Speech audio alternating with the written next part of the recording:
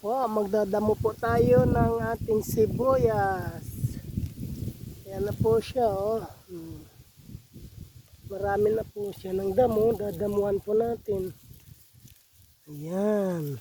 Ganito lang po ang ginagawa ko pagka marami na siyang damo. Kailangan po linisan para maganda ang tubo ng ating sibuyas. Yan po. Hindi nyo makikita masyado. Yan. Yan po siya, oh. Ang tataba ng damo, oh. Oh. Init ngayon. Sobra. Grabe, nakakahindang. Ayan po siya. Kailangan po malinis ang ating sibuyas para wala kaagaw sa abono. Ayan, fertilizer. Kasi po, every 2 weeks, nilalagyan ko po ito ng compost.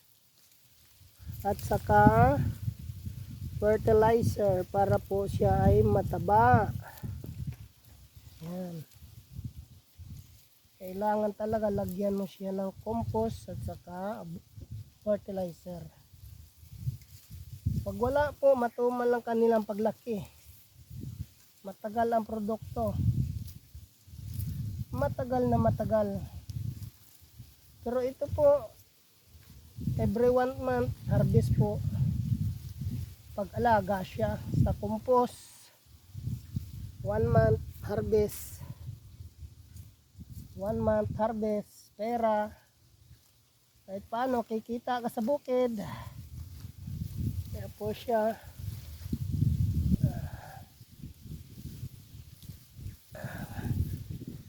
Kailangan masipag, matyaga.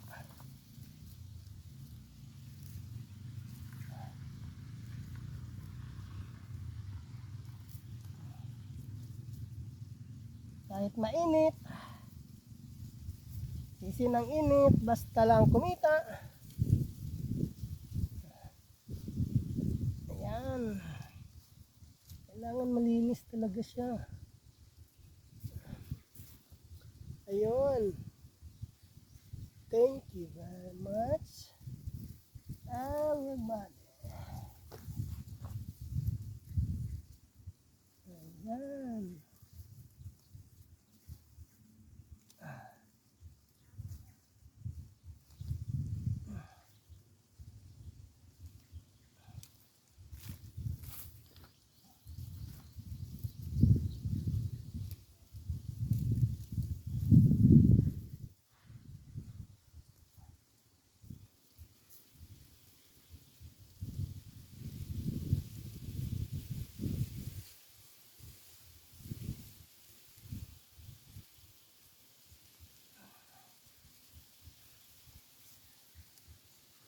Init.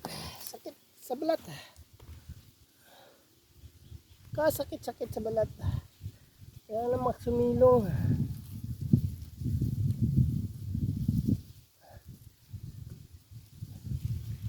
Hindi ka makapalayo ng kaunti. Init.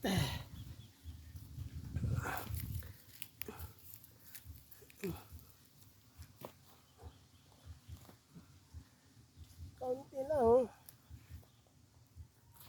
Thank you. Bye-bye. Bye-bye.